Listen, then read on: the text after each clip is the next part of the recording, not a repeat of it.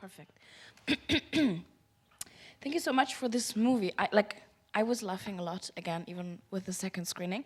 But I have two very pressing questions to begin with. The first is, how did Professor Lovelace react to the letter that you received? I believe he said, he never got in touch with us directly. This is we heard secondhand. He just said someday there'll be another documentary on the concept of Pretendians, and there'll be a different perspective. That's all he said. Okay, that's all he said. Interesting. And the other question that I had was you were holding yourself very much back with any judgment in the movie. You were making jokes and so on, but not when you were meeting the protagonists. Did you believe Cindy, the social worker? Did you believe her that she's Indigenous? Well, the funny thing is, one of the reasons we got her on this documentary, because it's a tenuous place for somebody who's accused of being a Pretendian to actually go on camera and talk about it, is I'd known her for 10 years prior to this. Mm-hmm. She'd worked for the Native Child and Family Services in Toronto. I always knew her as a Native person, for lack of a better term, and it was only in the last 2 or 3 years prior to this that the allegations came out. So because I was coming at her, somebody who knew her in her previous position, I think she felt she could have a definite sense of trust in me, and so she agreed to the interview. She actually asked to see the questions in advance, but we didn't really feel comfortable doing that. And so she still agreed, and this is the final product. And she was somewhere in the Caribbean, I think Cuba or something like that, when it aired. And I think her family taped it or something. She didn't see it till a week later, and she sent me an email saying she was very delighted with the final product. You still didn't answer my question, so... I know as much about her and her background as everybody here does now. I just knew her prior to this when she worked for a Native organization. So in this particular situation, I'm willing to give her the benefit of the doubt, because as she said, the people who said her genealogy were wrong. Mm-hmm. And I mean, when you do something like this, when you make an accusation like this, I'm sure you as a journalist know you should have the proper facts. Or you invalidate your own story. Genau, ich hatte nur gerade einmal gefragt, wie Professor Lovelace reagiert hat am Ende auf den Brief. Und es klingt nicht so, als würde er sich annähernd damit auseinandersetzen wollen, dass er eine Fake First Nation gegründet hat. Und was die Social Workerin Cindy angeht, da sagt Drew, dass er ihr auf jeden Fall den Zweifel für die Angeklagte gibt und ihr vertraut, weil die beiden sich einfach schon sehr, sehr lange kennen und er weiß genauso viel über den Hintergrund wie jetzt, über ihren Hintergrund wie wir jetzt. So, I mean, you mentioned this in the beginning, you're mixed yourself, right? How does your own position, I was wondering, how does it influence how you approached the question of Pretendians in general? Yes, as you heard in the documentary, I'm half Native. My standard joke, we're called Anishinaabe, but before then we used to be called the Ojibwe. And my standard joke used to be, I'm half Ojibwe, half Caucasian, so technically that makes me an occasion. Or as I like to say, a memorable occasion, if not a special occasion. So I sort of grew up with that on the reserve. And it wasn't an issue because I come from a very large family. My mother was the oldest of 14. Which is what used to happen before they had the internet. And so it was not everybody in the reserve knew who I was. I had a gajillion cousins. It wasn't until I left the reserve to go to college in Toronto that it became apparent that people had preconceived ideas of how Indigenous people should look and act, and the fact that I didn't fit into it. And then it became rather obvious that I was what the term is referred to as a white passing Indian. Indian is the term we used to use way back then. So in a weird sort of way, I had to deal with it suddenly and unexpectedly, to the point of where in my mid-20s, I wrote an essay, and it's actually one of the things that I'm known most for in my career. It was an essay exploring my journey from the reserve to the city as a fair-skinned Indigenous person through humor, through angry humor. And it was an essay called Pretty Like a White Boy. And it's called that because I was working as a publicist on a film, and I was talking with this woman who was an actress in it, and she was from the Haida Gwaii, the Queen Charlotte Islands, and she was Haida. We were talking about growing up on our reserves, stuff like that, comparing notes. And she said, "Do you know what the old women of my village would say about you?" And I said, "What?" And she said, "They'd say you were pretty like a white boy." And I still don't know if that was a compliment or an insult. But yeah, it wasn't until my 20s that I began to realize this was an issue. Mm-hmm. And I think it did affect and influence a lot of my writing, because a lot of my stuff deals with outsiderness from different perspectives. I wrote a trilogy of plays about the scoop up about Indigenous adoption, and the daughter comes back, but she's adopted by a white family, so she's an outsider dealing with that. And so there are different aspects of the outsiderness in a lot of my work.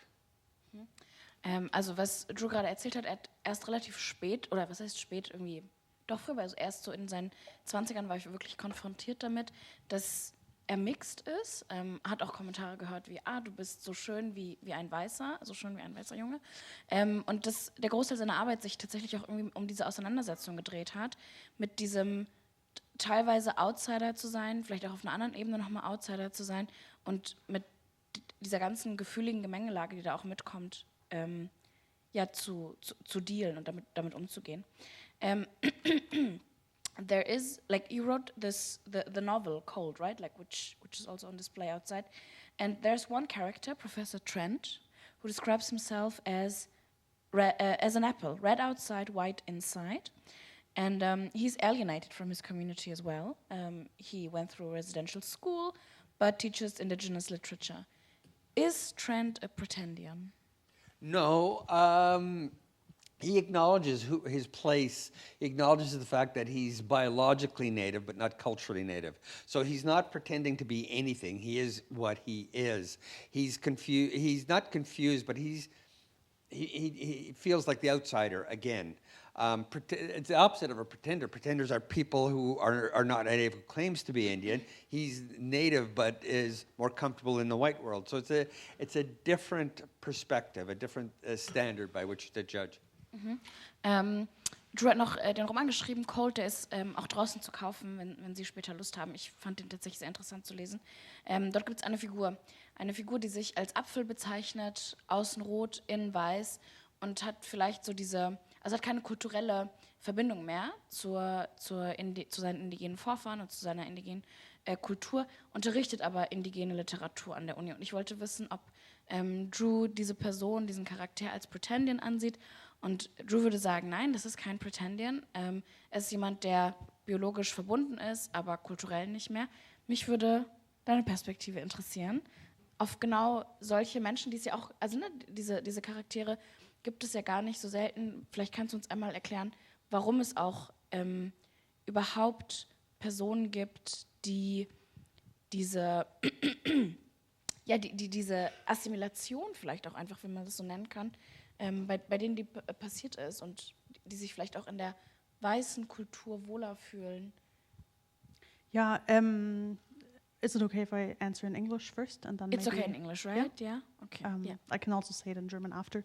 I think, from my personal family background, my family is from 2 hours north of Ottawa, where the Des Moines River goes into the Kichisibi, and we're non-status. My family's non-status because there was not really a community that there's a community a little bit north that was founded in the 60s, but that's when my family already kind of moved into more urban areas and left the land, essentially.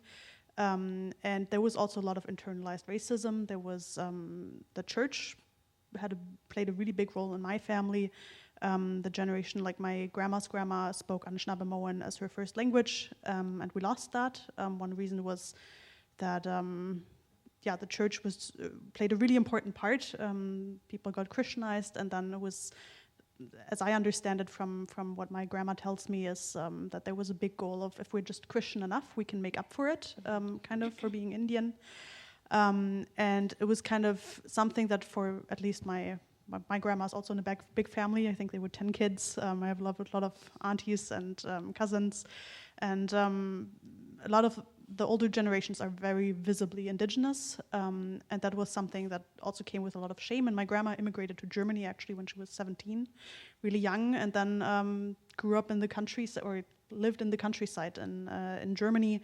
And that was really strange. I told her that I was going to come here on the panel and talk about this. This is also the first time that I'm kind of publicly talking about my identity, because we just learned that this is a really touchy and tricky topic, and the question who is enough and who can claim indigenous identity and who gets to take the spotlight is something that I've struggled with myself, obviously. And I talked a lot with friends of mine. A good friend of mine is Status, and he lived in Germany for a long time. For like 10 years, he lived in Berlin.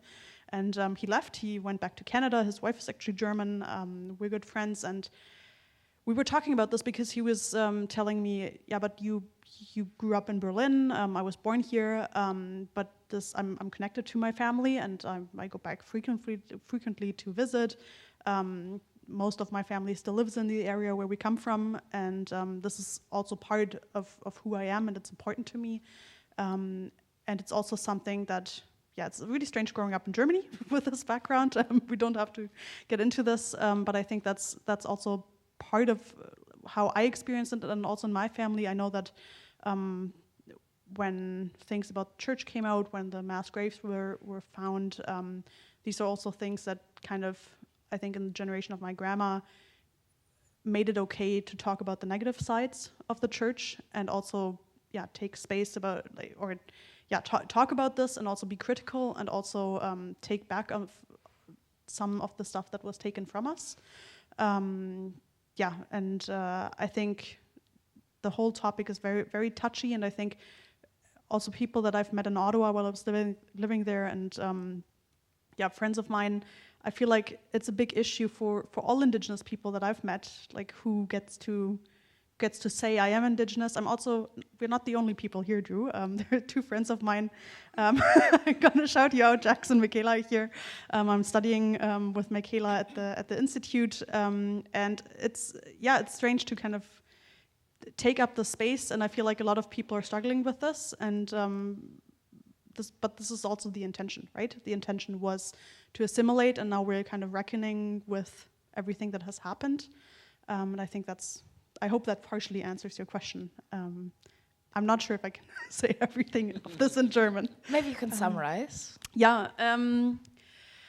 Ich glaube, ein großer Punkt ist, dass die Politik in Kanada und den USA war darauf ausgerichtet, indigene Menschen zu assimilieren und Christianisierung zu vollziehen. Die Sprachen wurden verboten. Das ist meiner Familie auch passiert.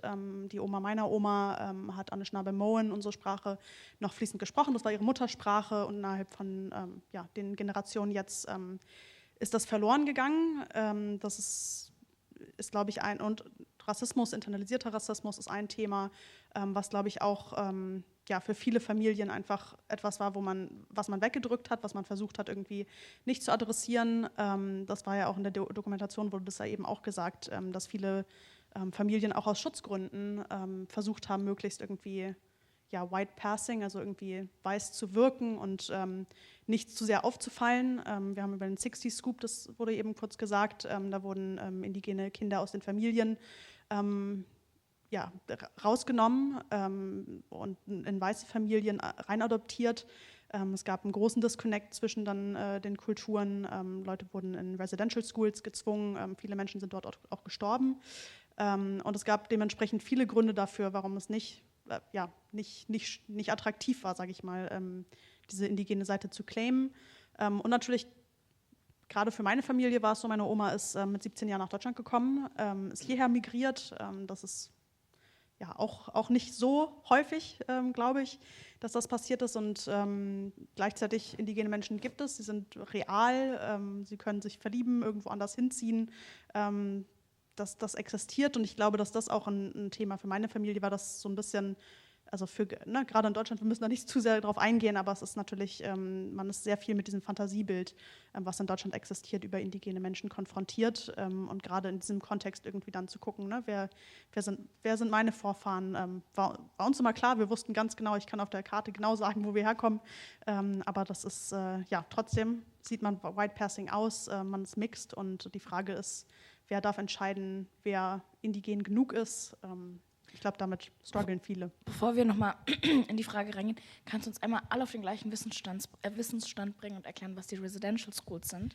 Ja, Residential Schools sind, ich mag immer nicht, wenn man das Internate nennt, aber es ist quasi okay, also es waren Schulen, wo Kinder auch gelebt haben, sie wurden aus den Familien rausgenommen und mussten dorthin gehen. Also es war nicht eine freiwillige Schule, die sie besucht haben, sondern sie wurden gezwungen, dahin zu gehen. Dort wurde Englisch gesprochen, sie sollten ihre Sprache, oder es waren ja nicht nur Anishinaabe ist einen davon, aber auch Cree oder Mohawk, sind andere Sprachen zum Beispiel, die wurden verboten. Und die Idee von diesen Schulen war, die Kinder zu retten. Das war quasi die Staatsdoktrin, mit Bildung zu retten, mit Englisch zu lernen und dann vermittelbar zu machen, auch auf den Arbeitsmarkt und quasi ein weißes Leben zu führen. Und die indigene Kultur hinter sich zu lassen. Und viele Kinder, die dann aus den Familien genommen worden sind, dorthin hingekommen sind und wieder zurückgekommen sind, waren von der Kultur entfremdet.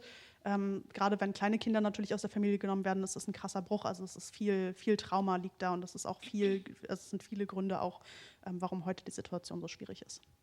Danke. In the end of the documentary, you were like trying to explore, I think, the difference between Pretendians, who are like trying to gain profit from a certain status that they make up, and people who are trying to like restore connection that was stolen from them. Was it easy for you to like make this distinction? Would you say you can even draw like a hard line between them? The line is so fuzzy, it's practically indistinct, right? There's so many, what's the term I'm looking for? There's so many different ways of assessing indigeneity. There's the legal way, right, of having a status card, which I have. And for that, you have to be able to physically trace your lineage back. I'm not exactly sure what the math is. But and it's basically a document given to you by the Canadian government stating that you are indeed Indigenous, you are Indian. And it's what I believe it's the only document that exists in the world where a government says you are this and nobody else is this. Yeah, I mean, I think if this would exist in Germany again, I think this would remind many, many people of like very dark times. Yeah. And again, the interesting flip of this is this whole Pretendian thing is a relatively new thing, about 20 years old, if that. I remember in my younger years, there were lots of Native people who would burn their status card, would cut it up, would throw it away, basically saying, I don't need the Canadian government to tell me I'm Native. I know who I am. I don't need the Prime Minister to agree.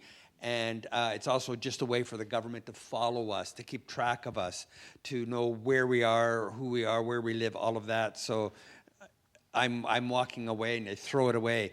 Today, everybody wants one. It's interesting how that has switched over in 20, 25 years. Secondly, there's a more internal method often used to sort of denote indigeneity. It's a 3-rule thing. Self-identification.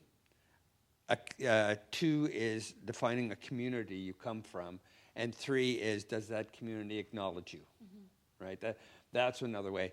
Some of the more, what's the term I'm looking for? Hard-nosed people would say also you should not be able to claim indigeneity unless you have been part of the struggle, unless you have been affected, molded, shaped, been affected by colonization specifically. But how do you prove that, right?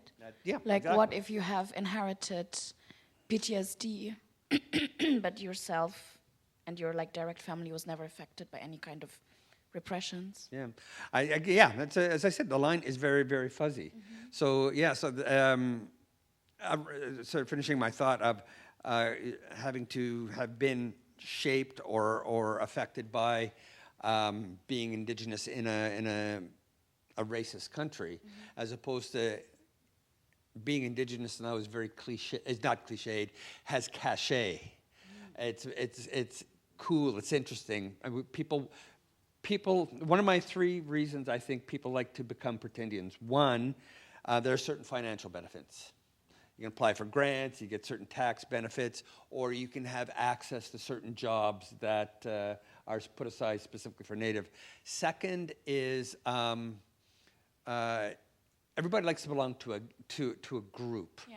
You know, that's why people join the army. That's why they join Boy Scouts. It's very human, right? We want to belong. Exactly. You know, they want so being Indigenous has a certain amount of cachet. So let's go in and be. And everybody loves an underdog. The most third interesting one is the one I find the most common one: family lore. I know so many people who say, my grandfather says we're Cree. My grandfather says we're Mohawk. Or my great aunt, my uncle, all these days, we came from so-and-so. And they don't do the research.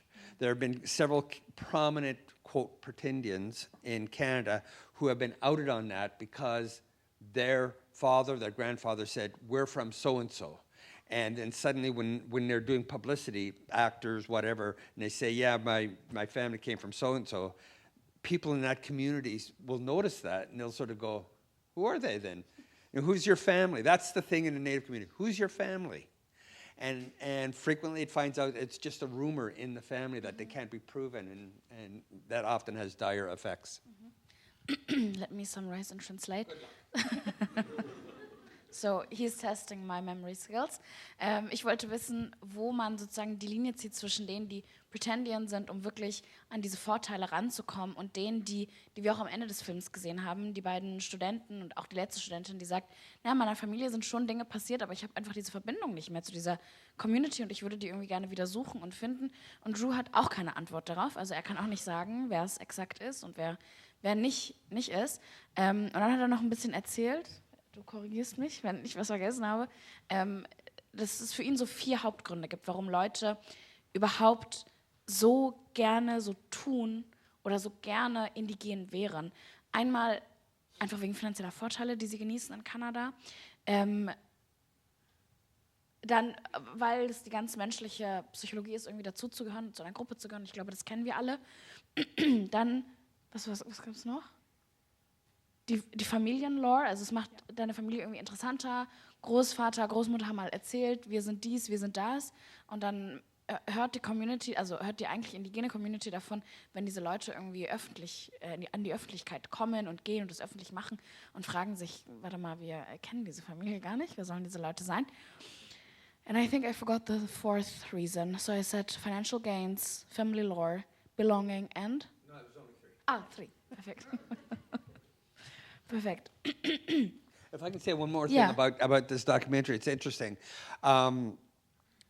Because of this documentary and the fact that I've written many articles on the topic for a newspaper in Canada called the Globe and Mail. Whenever there's a sighting of a Pretendian, they contact me and ask me to write about it. So if you know your Canadian history, like people like Joseph Boyden,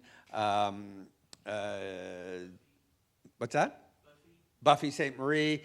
One time I was on the beach in Mazatlan, Mexico, and the phone rang, and it was the editor of the Globe and Mail saying, Buffy has just been exposed, or Joseph Boyden, a very prominent Canadian author, has been exposed, or Carrie Bourassa, or Michelle Latimer, and they say, can you have an article for us by tomorrow of 800 words? And it's like, I'm on the beach. So anyways, I've become sort of an expert, for lack of a better term, when I'm not really an expert on Pretendians. But when this documentary came out, I got flack from both sides. I got people who said I was too forgiving. I wasn't angry enough. They wanted me to have a list of Pretendians there and like go down them, name them, Call them out, yeah. Accuse them, just be much more in their face and angry. And other people said I was too militant. That who made me the gatekeeper? Why am I doing this? I'm just throwing gasoline on the fire. That I'm just adding to the problem by doing a documentary focused on this. It's just bring bad publicity to it. So it's one of these things where there's no right answer. Du hast gerade erzählt, als die Dokumentation rauskam, hat er Kritik von beiden Seiten bekommen. Es gab Leute, die ihm gesagt haben, warum bist du nicht noch aggressiver, warum packst du die Leute nicht auf den Scheiterhaufen und nennst alle ihre Namen und sie werden da irgendwie, gibt es endlich diese Doku, in der sie alle outgecallt werden. Und andere sagten ihm, du bist viel zu militant, wer bist du eigentlich, dass du darüber bestimmen kannst oder dass du irgendwie Gatekeeper sein kannst, dieser Kultur, kann man das überhaupt sein? Also man kann es nicht richtig machen. Dieses Gefühl von, man kann es nicht richtig machen, ist es was du kennst? Yeah, I mean, the question was, right? do I know the feeling of not being able to do it right? Prior of coming on this panel, I talked to my family and I talked to my friend who I talked about before. And I was kind of discussing, is this, can I take up this space? Can I talk about this? Is this kind of worthy talking about growing up in Germany as someone who has indigenous ancestry? Is this something I should do or not? And I think you cannot do it right, but you can also, what you can do is state who you are. And I told you in advance, and also when I wrote my bio, I was like, how detailed am I gonna be? I have my genealogy figured out. We have all the census data and we have all the birth certificates, and I have a 70 pages document putting this all together because of this issue. Because generally, I feel like, especially I think anyone honestly that isn't 100% native, but most people are not 100% native that are indigenous. And so I think that's something that everybody struggles with, but that is also the result of legislation and of policies, right? To alienate. But is oneself. there an academic perspective on hey, here are academic guidelines on how to do it as right as possible? That's a discussion currently going on in Canada and the US. I know that there have been calls on how to do this better, and I think the question is also who gets to decide. Is it, for example, should it be the university that hires someone, and what should be the protocol to go about this? Should they kind of talk to the community that someone comes from at the same time? I know that there's also backlash that people are I'm indigenous. Why do I need this university to tell me if I am or not? So it also in what I've read and heard and talked about, it's also kind of the same thing as you faced. You're getting backlash from all sides, and there's really, it's kind of a struggle to figure this out properly. But I think the issue is that everybody can just have an interest in exposing Pretendians and not kind of letting them get through with it, I think. And Feldon Coburn from Pig Wagnagan has said this, and he addressed that there's not only status Algonquins, for example, but also non-status people, and they have organizations. And I think it's important to kind of see the nuances, because also all over Canada the situation is so differently. There are treaty people, then there are people who are on unceded territory or come from unceded territory, and I think it's really important to kind of get the nuances, but it's also very complicated, and each family has a different story. Yeah, I hope I don't make any false claims, but after listening to you guys and watching the movie and reading the book, my impression is the question of indigenous identity is such a, it's a mosaic all over the country basically, and there are so many nuances. Let me give you an example. Wait, let me translate first, for sure. Okay, sorry. Basically, was June gesagt hat, ich wollte wissen, ob irgendwie die Wissenschaft mittlerweile sagen kann, okay, es gibt eine Art des richtigen Wegs oder es gibt einen Leitfaden, wie man in einer Form so richtig wie möglich mit indigener Identität, eigenen Vorfahren, vielleicht einer Community, die sehr weit in der Vergangenheit ist, zu denen man keinen Kontakt hat, wie man richtig damit umgehen kann. Und zumindest diskutiert die Wissenschaft das, aber die perfekten Leitlinien haben sie auch noch nicht.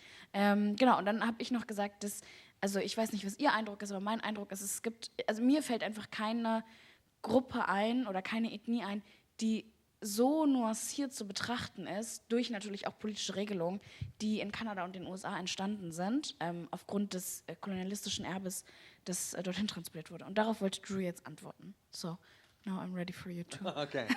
Let me give you a good example. It was mentioned here earlier, Buffy St. Marie, right, who has been a cultural icon in not just the Indigenous community, the Canadian community, the world community, for like 3 generations. And then she was outed as being Italian.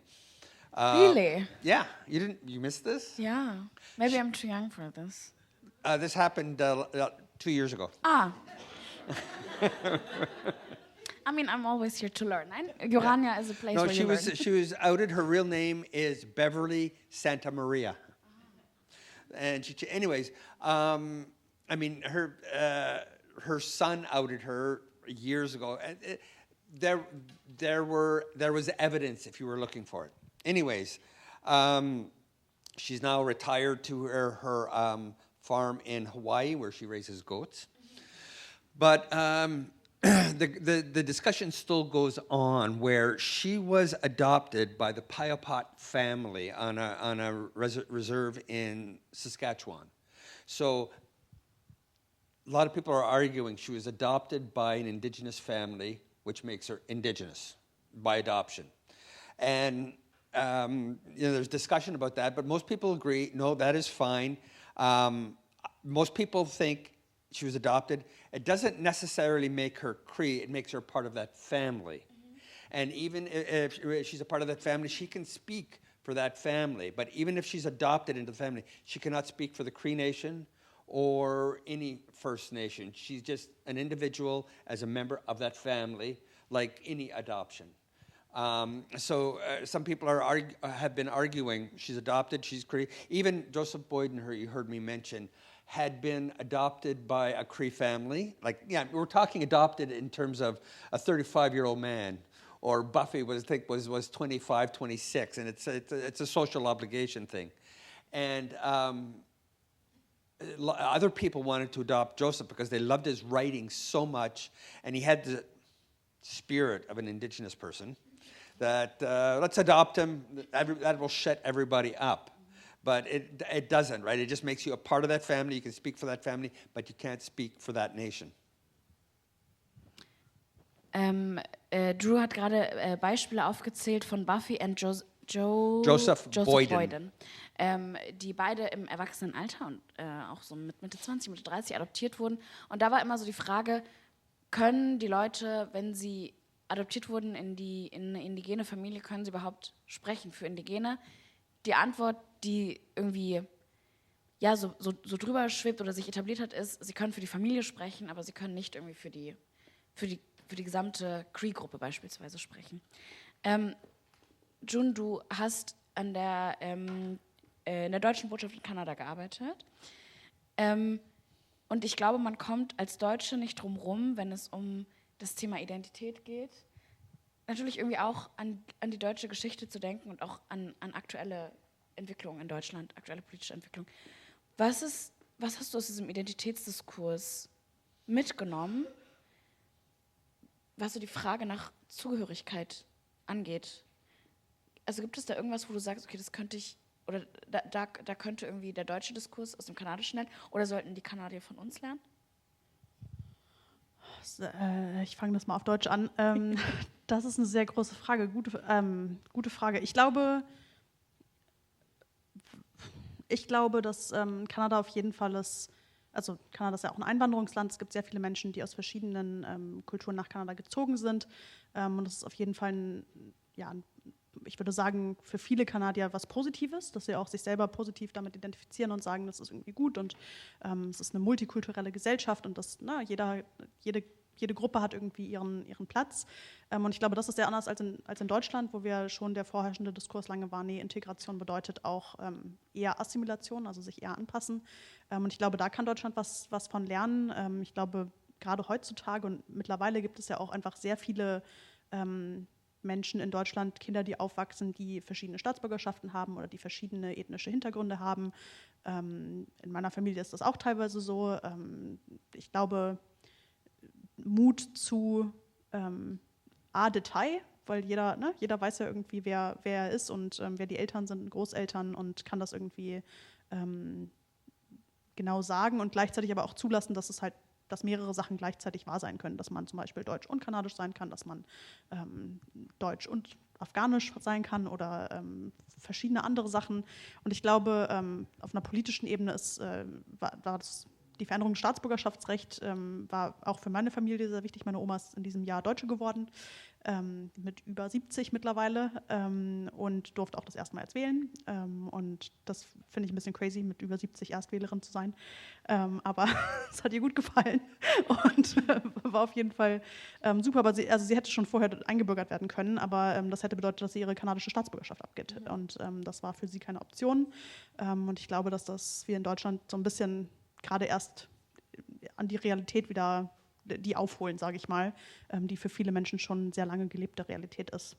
And maybe to translate into English really quick, I was just saying that I think Germany can learn from Canada to kind of be more nuanced in discussions and also about immigration.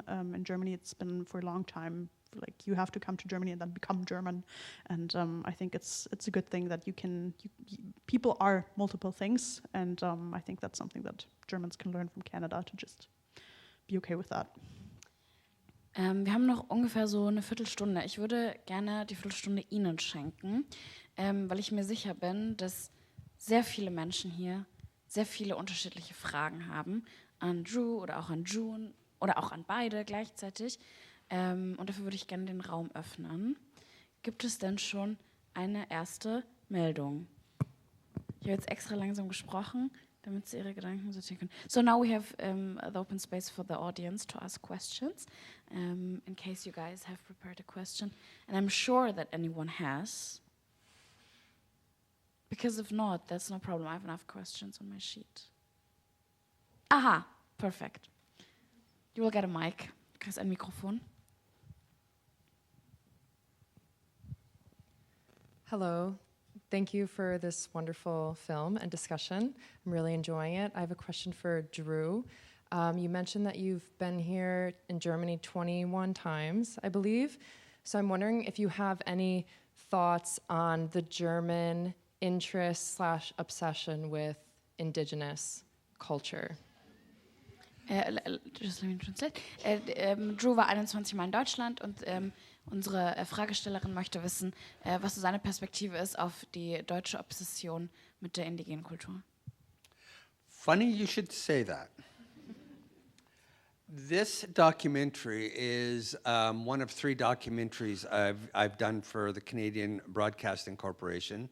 The first one was called Searching for Winnetou, where I went with a film crew. We came over to Germany and went around the country talking and shooting and exploring the obsession with indigenous people. And I mean, when I first started coming here, my first, 10, 12 trips, people would say, have you ever read Karl May? Do you know who Winnetou is? And I'd go, no. Then somebody sent me a bunch of the books. I read the first one.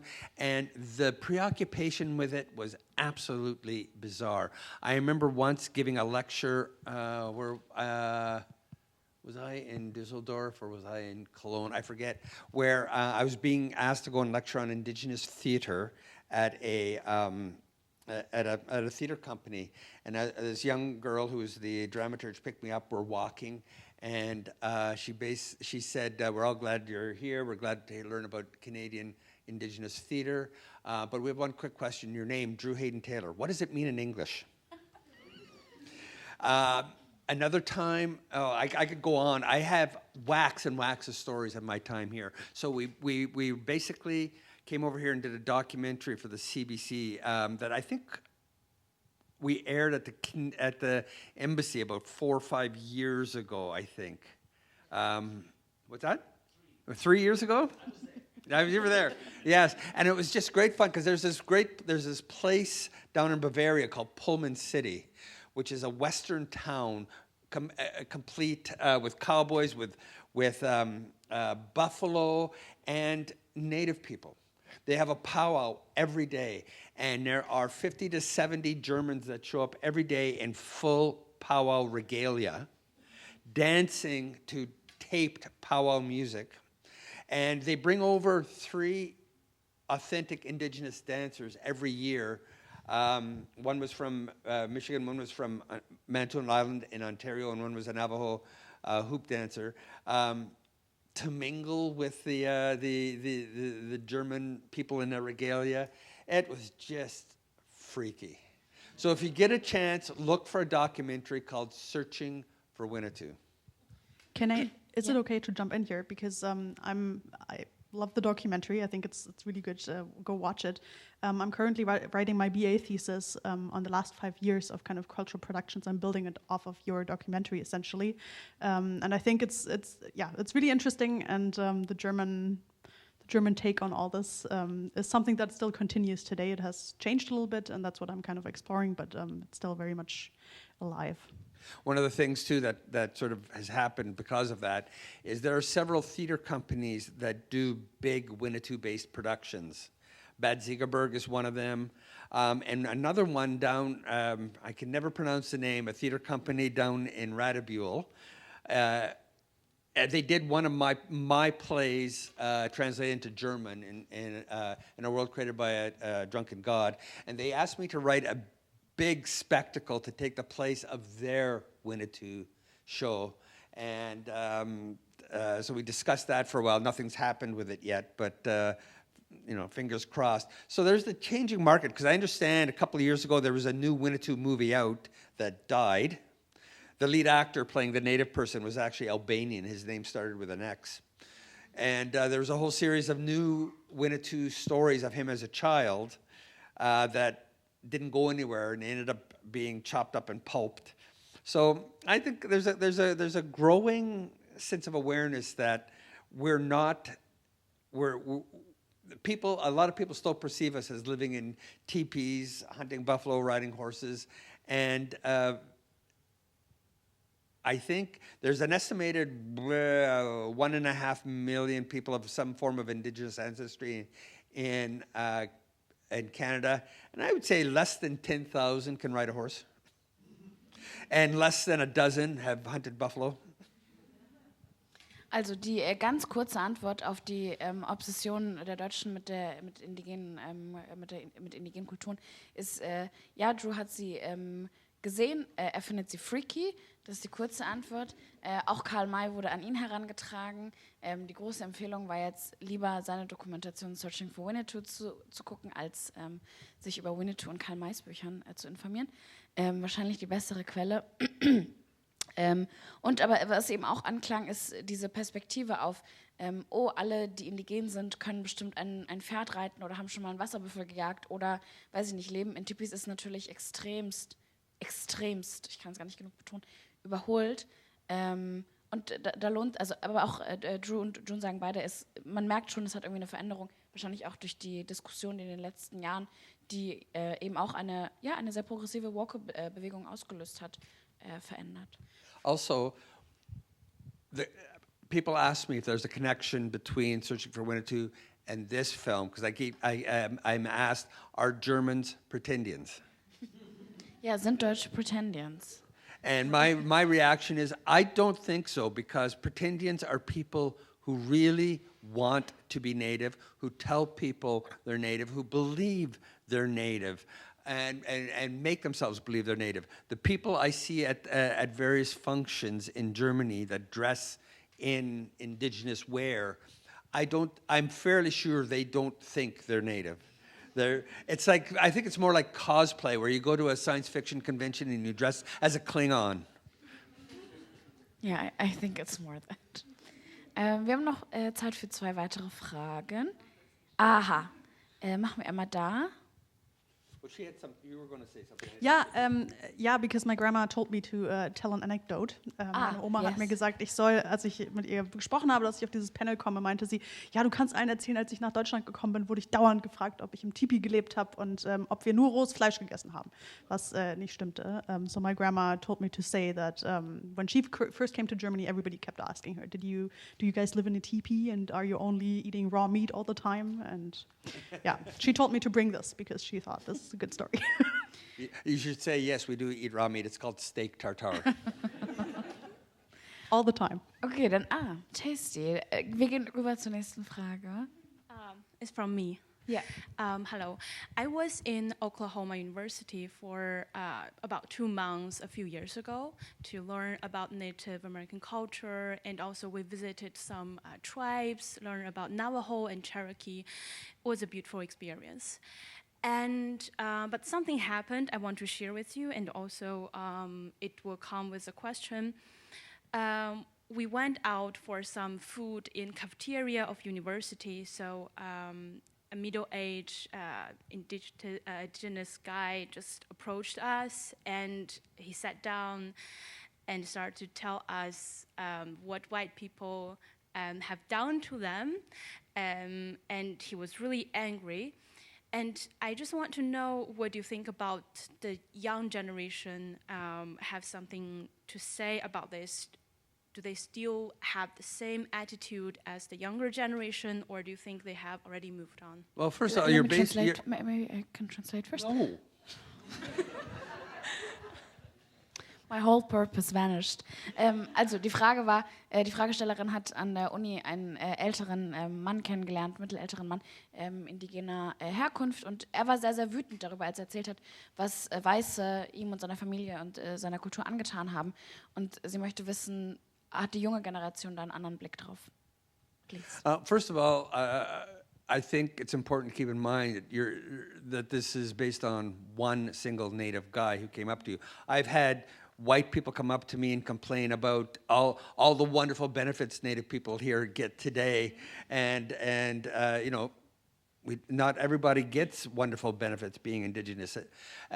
So what I would say back to you is the fact that, yes, there are still a lot of young people who are pissed off at what colonization has done, what the residential schools, the scoop up, being put on reserves. There's still a lot of people very, very pissed off about that, and struggling to find answers. There's this term they use in Canada called trying to find reconciliation.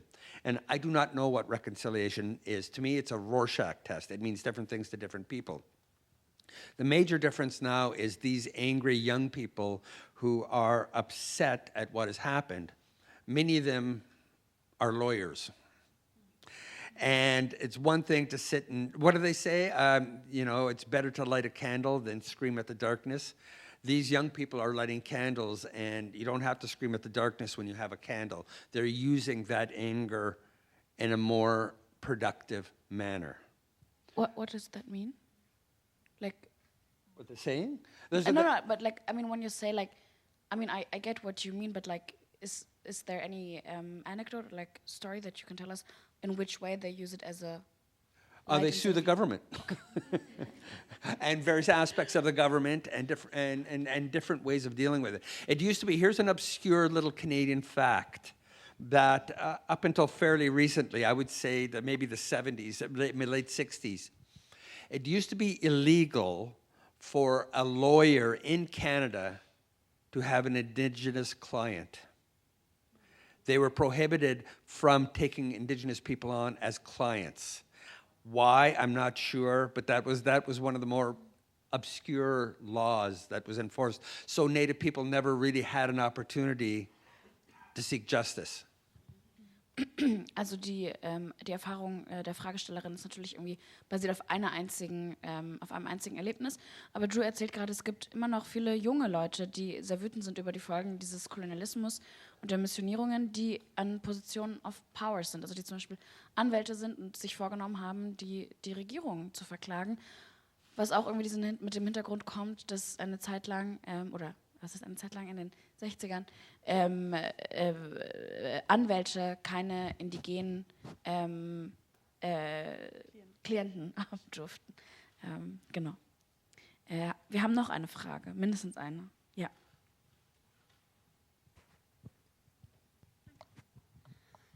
Yeah, thank you for this great discussions and the movie.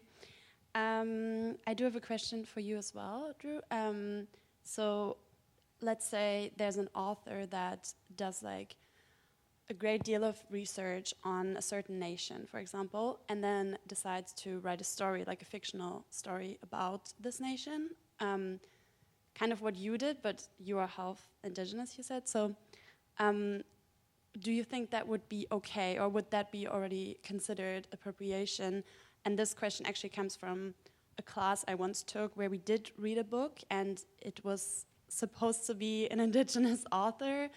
Michaela's laughing because she basically found out that the person was not, and called our teacher out on it.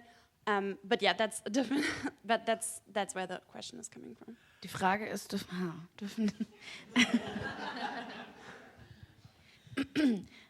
wie ihr das empfindet, wenn Nicht-Indigene, die aber sehr, sehr, sehr, sehr viel recherchiert haben zu einem indigenen Stamm, einer indigenen Gruppe, einen Roman schreiben darüber. Die Frage kommt auf, weil sie mal selbst so ein Buch lesen musste, oder gelesen hat, sorry. Und ja, immer gesagt wurde, der Autor, die Autorin wäre indigen, aber dann haben sie herausgefunden, dass das gar nicht stimmt. First of all, what's the name of the author? I was hoping you remember. I'll find it. Okay, well, I'll answer it anyways. Bone Game was the book. This is a very relevant issue in Canada right now. I'd have to say about every 6 months I get an email from a white author saying they're developing a book, a television series, a movie where the central character is Native, but they're having trouble selling it because nobody, if it's about Native people, it has to be written by a Native person. That is the politics of Canada right now. When I get asked for my opinion on this, and my opinion is basically, in a lot of my writing, I have, the central character of Gold is a black woman. One of the central characters, there's 3 central characters, one is black. And in some of my plays, I have Jewish people, I have Chinese people, etc. And I tell writers this, if you have characters coming through your book that are Native, I don't have a problem with that. As a Native person, I have people from so many different cultures come through my life that it would be very obvious for me not to include them in my writing. And if you're an author that puts a Native character in it, no problem whatsoever. The point is, when you write from their perspective, almost all novels, plays, whatever, has a central character. And if you write from their perspective, that's where things become a little difficult. And I'm actually thinking of working on an article on this right now, because I actually was invited to breakfast by this writer who's wanted to do this television movie with a Native guy being chased by a Mountie, but he says nobody will buy it. And he just gave me the saddest look, saying, I am very unemployable because I am an old white writer. And I can only write about old white men. So, yeah, I'd have to, but then looking back at history, right? If you, looking back at, for the sake of argument, like nonfiction, like D. Brown, who did Bury My Heart at Wounded Knee, he was a white writer who did a nonfiction book that was absolutely brilliant. But it's very unlikely now that, and finishing my original story, these people contact me because one person had researched Sitting Bull's 2 years he spent in Canada after the battle at Little Bighorn, and he couldn't interest anybody in it. And they both all want me to co-write it with them to give it a sense of validity. So yeah, it's very unlikely a book about Native people would get published without direct Native involvement. I do not know Lewis Owens. It happens. Here's a bit of pop culture sci-fi. As you know, anybody here Star Trek fans? Voyager. You knew Chicote was Latino, not indigenous.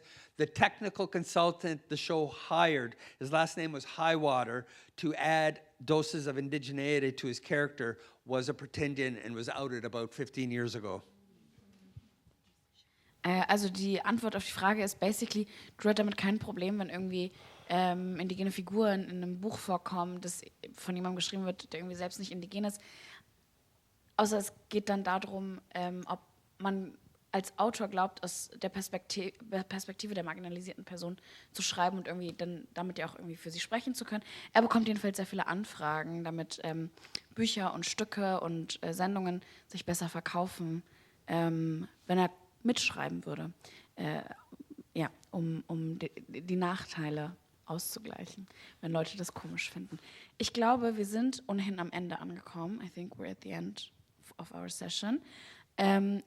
Sie können Drew noch weitere Fragen stellen. Er ist gleich draußen. Es gibt einen Büchersignierungstisch und einen Tisch, an dem Sie auch seinen Roman erwerben können. Und ich denke, Drew bleibt auch noch ein bisschen wahrscheinlich. Das heißt, es gibt noch ganz viel Raum für Diskussion. Ich danke Ihnen allen, dass Sie heute gekommen sind. I thank you all for coming here. Drew is going to be at the book signing table. June is also going to stay a bit.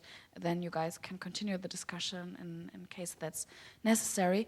I thank you all for being here. I thank you all for having this cultural exchange with us and being so interested and calm. That was very nice with you guys. Thanks. Thank you.